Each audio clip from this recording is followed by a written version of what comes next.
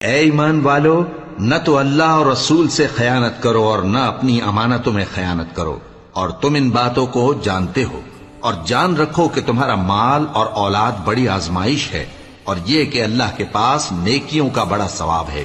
مومنو، اگر تم اللہ سے ڈرو گے تو وہ تمہارے لیے حق و باطل کا فرق ظاہر کر دے گا اور تمہارے گناہ مٹا دے گا اور تمہیں بخش دے گا، اور اللہ بڑے فضل والا ہے۔ اور اس وقت کو یاد کرو جب کافر لوگ تمہارے بارے میں چال چل رہے تھے کہ تم کو قید کر دیں یا جان سے مار دیں یا وطن سے نکال دیں،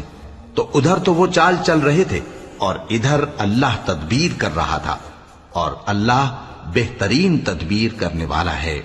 اور جب ان کو ہماری آیتیں پڑھ کر سنائی جاتی ہیں تو کہتے ہیں یہ کلام ہم نے سن لیا ہے، اگر ہم چاہیں تو اسی طرح کا کلام ہم بھی کہہ دیں، اور یہ ہے ہی کیا، صرف اگلے لوگوں کی حکایتیں ہیں۔ اور جب انہوں نے کہا کہ اے اللہ